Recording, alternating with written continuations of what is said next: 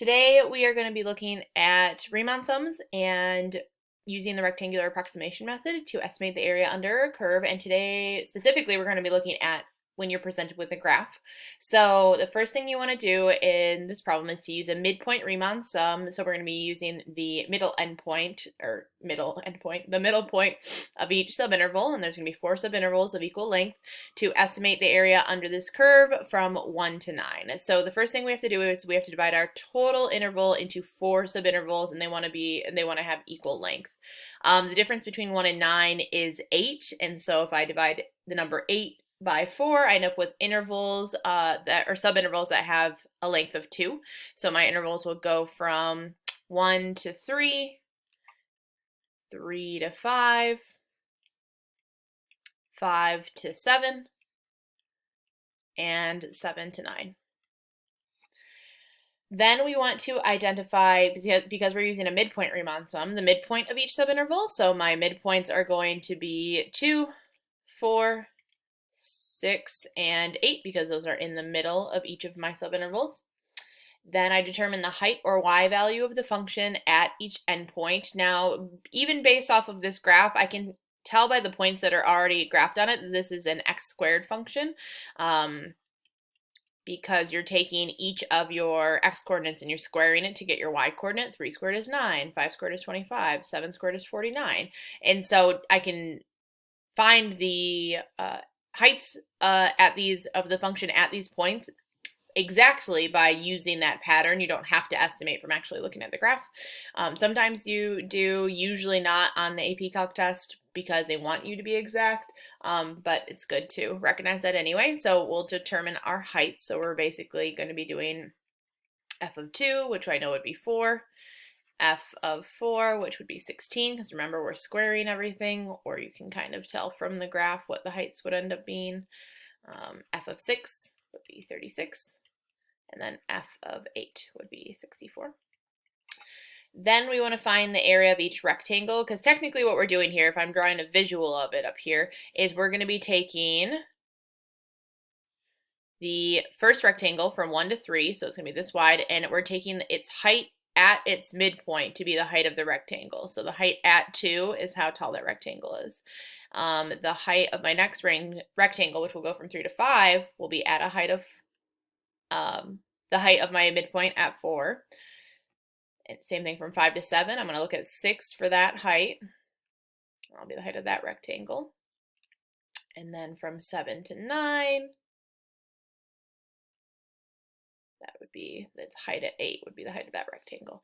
So I'm going to be able to find the area of each of these rectangles and then add those all up in this problem. Okay. So if I'm looking at rectangle number 1, this first little rectangle, I do my multiplying the height of your rectangle by the subinterval width. So I have the height, which is 4. Right, here are my heights right here of my rectangle at each of those midpoints. So 4 times my subinterval width, well, my subinterval width, I guess I should have wrote it up here, is 2, right? Each of my subintervals is 2 wide. So 4 times 2. The height of my second rectangle is 16 times 2. The height of my third rectangle is 36 times 2. And the height of my fourth rectangle is 64. Whoops. And so with each of these, you are now going to add all these answers together. And we talked previously about how if you have equal lengths of your subintervals, instead of calculating all these separately and then adding them together, you can always pull the subinterval width as a GCF out. So it's just the subinterval width 2 times each of your heights added together. 4 plus 16 plus 36 plus 64. And we would end up with, let's see, what's that, 2 times, 4 plus 16 is 20, 20 plus 36 is 56, and 56 plus 64 is 120. And so then 2 times 120 would be 240. So this number right here is the estimated, or it's the area of all of our rectangles added together. So that's a pretty good estimation of area under the curve. You can see from a midpoint state that even if you find some area that's above the curve, it's kind of canceled out with this area that you're missing. And so a midpoint Riemann sum is actually going to be the most accurate that you can use. However, the AP test will tell you which Riemann sum they want you to find, okay? All right, so let's go ahead and we'll kind of draw some visuals of these and then also make sure that we understand what our estimates mean in terms of being accurate. So let's first look at an increasing function and a decreasing function with a left Riemann sum. So if I was using, let's see, we're probably going to do one, two, we'll do 4 subintervals for each of these. So we'll do our first one. And if I'm using a left Riemann sum, that means that if these are all my subintervals, I'm breaking 0 to 2 up into. I'm using the left-hand endpoint to determine the height of that rectangle. So I go to the left side of the subinterval, and then the graph would be that height. The left side of this subinterval, the left side of this subinterval, and the left side of this subinterval. Okay, so that's if I did a left-hand Riemann sum on an increasing function, right? And this is the area that you're finding, all the areas of these rectangles together. And then let's do a left-hand Riemann sum on a decreasing function. This one will probably just split into 3 subintervals because 0, 2, 4, 6. So just to get an idea visually of what we're dealing with. So if I go to the left-hand side of this subinterval, that would be the height. Left-hand side of this subinterval would be the height. Oh. And the left-hand side of this subinterval would be the height. Wow. And so the area of these rectangles for a left-hand Riemann sum would be the estimate of the area under the curve. So this is, they're both left, but this one's an increasing function, and this is a decreasing function. You have to be able to tell me, based off of whether or not you have a left Riemann sum on an increasing or decreasing function, whether or not your estimate is going to be an overestimate or an underestimate.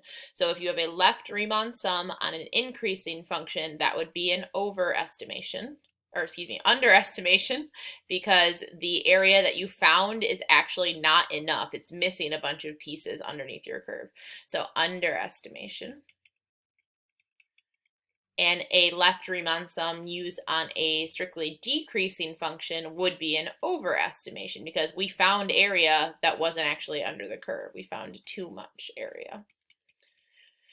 So if you are asked to justify your answer, so very commonly when you do a Riemann sum question, they'll ask if your estimate is an overestimation or an underestimation.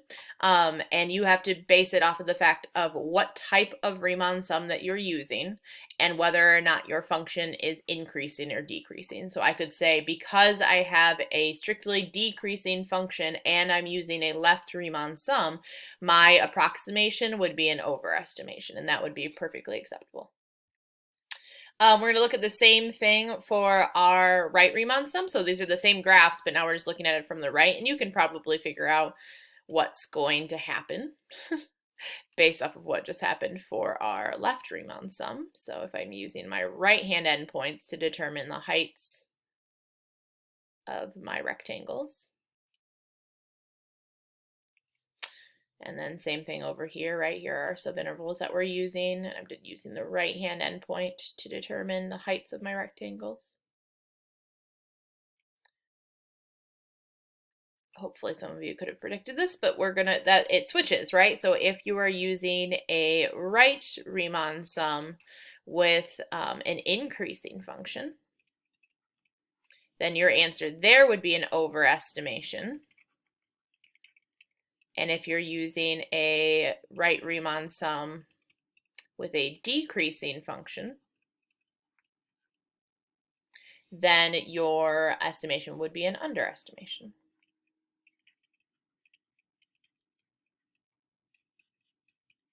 right? Because this area doesn't actually measure everything that's under the curve. We're missing some pieces up here.